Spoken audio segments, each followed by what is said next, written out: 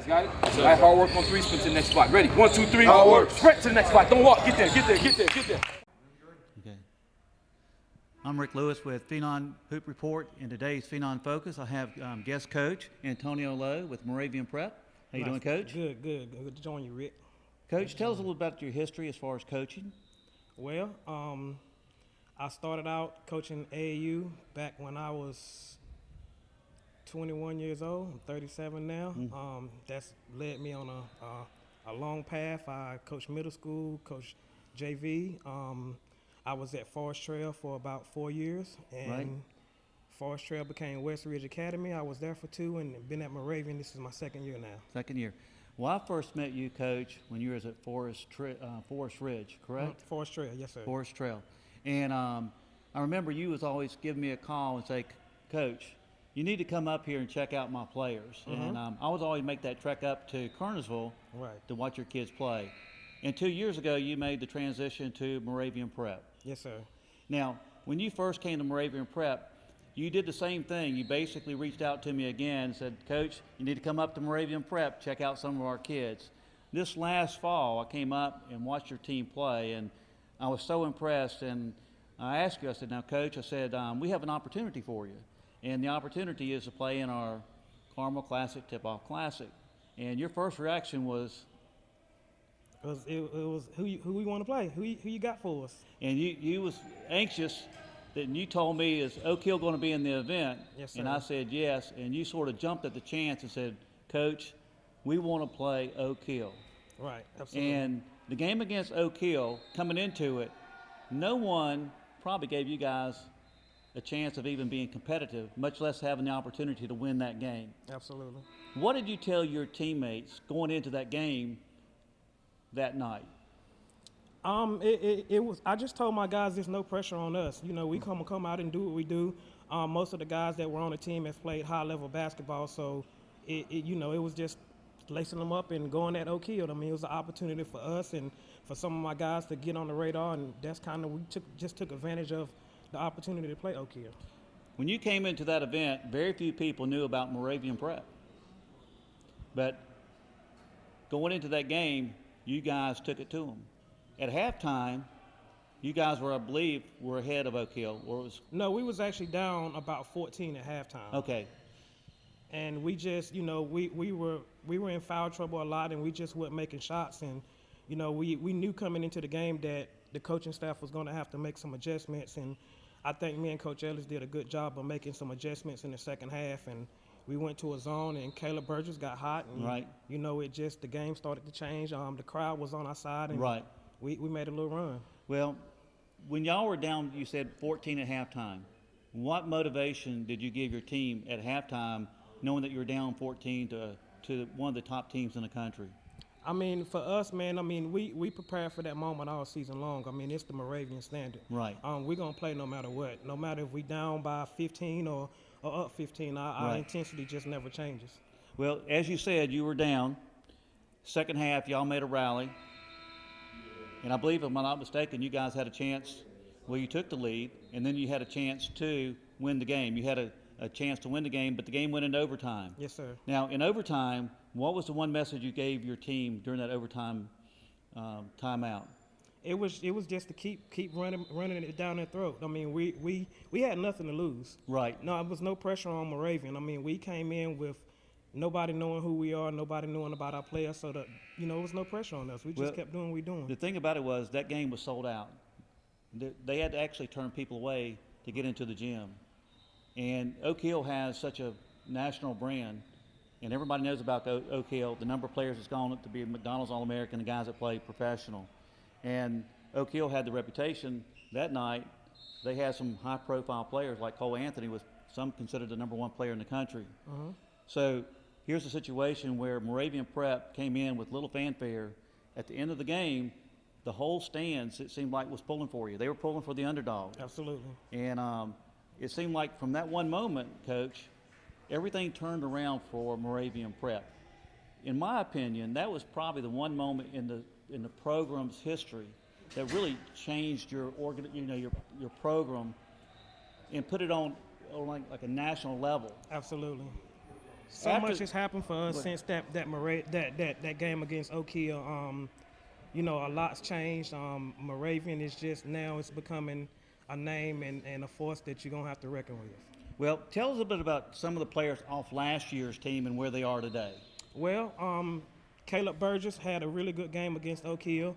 You know, he had about 7 or 8 Division I offers, and he chose to sign with Hofstra University. Right. So you'll see him on the court this year with Hofstra. The other senior that was playing in that game is Daniel Lowe, and he's attending Rutgers University and will be on the court with Rutgers this year. So you guys will be able to catch him in action. Right. And Javazier Belton was a 2020. He's returning.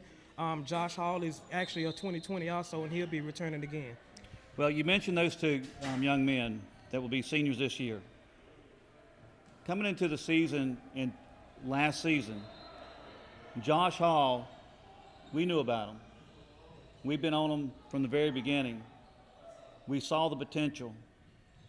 He's a 6'8", 6'9", perimeter forward who has the ability to shoot threes with the best of them. He has uncanny range. Now, since last year, Josh Hall is a 5-star, and I believe one of the ranking services has him as a top 25 player. Yes, sir. So from where he was last year to basically be unranked to a 5-star top 25 speaks volume for you, Coach, in the program. The other person you mentioned was Belton. Belton, I thought, had a phenomenal game last year against Oak Hill. He did. He went up against Kofi Cockburn, and in my opinion, he played equally to him, if not better. Absolutely. It was just an opportunity for Belton and some of them guys to put their name on the map and show people that they're just as good as some of these 5-star and top guys. And I mean, for Josh Hall, I mean, what a story, you know. Well, it is. I mean, just for kids out there that, you know, you go from unranked to top 25, 5-star in 1 year, and it's just a testament of the hard work that Josh Hall's put in. I remember having a conversation with you, Coach, when Josh Hall came up there, and we did an article on Josh, and you made the comment about him reclassing. And you made the comment about Josh that Josh wanted to come up there, take that extra year because he had some big goals. Tell us about the goals that he gave you as a coach, that this is where I want to be, Coach, and what can you do to help me? I mean, it was just, for Josh, it was just the opportunity to play on the big stage. He went up to Oak Hill and he got to practice with Billy Preston and some of those guys that they had, and he was on the B team, and I felt like coming down to Moravian with us playing a national schedule, it would be an opportunity for him to be on the big stage and show everybody what he could do.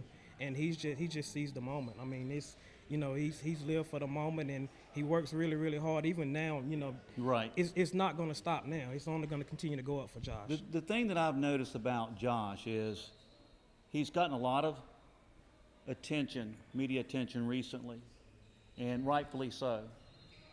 He's a 5-star. He's being recruited by what major schools? Right now he's, you know, Texas, Rutgers, NC State, Wake Forest. He's got a lot of ACC offers. Georgia just recently offered him. Maryland has been really in close contact with him. Right now it's just he's going through the process. Everything happens so fast, so, you know, he's still just trying to weed out the ones that are serious about the offer and he wants to be a priority and for some university. Well, the one thing that I've been impressed with Josh is throughout all of this, he still maintained a very humble attitude. Speak about that. I mean, you know, for something that's happened so fast for a kid, man, I mean, he is truly humble. Josh is really, really laid back. I mean, it's not changed him in no type of way. You know, he's living for the moment, but at the same time, he's not forgetting what's been motivation and drive to get him to where he's at. And it's just, you know, it's a blessing for him. I'm happy for the kid. One more guy I want to talk about is your big guy, Belton. Belton, I say this, just watch out this year for Belton. Belton has been in the gym. We've been, you know, working on some of the things that has been a knock for him. Right. For me, I'm a coach. I like to get the negative feedback on my players so I can fix it. You know, so we've been in the gym hard. He's committed to being at Moravian all summer, just working in the gym, and, you know, we've been working on his jump shot. You're going to see some face-ups this year. You're going to see some jumpers from Belton, and just he's going to be able to showcase his whole package. And, I mean, now it's clicking for him. Good. I'll tell you what I like about him. When I watch that young man play, he always plays hard. Absolutely. And he always has a good attitude. More importantly, off the court. There's some things he does off the court that's made a huge impression with me. And that is, he's a great teammate. He's one of those guys that you watch on the bench when he's not in the game playing. He's cheering for his teammates. And I follow him on social media, and he's probably one of the biggest supporters of his teammates. Of his teammates, absolutely. When his teammates get an offer, I can always count on him being the first one to retweet it and say, congratulations. He's Belton. proud of it. Yes, sir. Absolutely. And that's just the understatement of who Belton is. Right. I mean, he's a very likable kid. He cares more about his teammates' success than he do himself. That's what I've been impressed with him more than anything. He's a tremendous young man.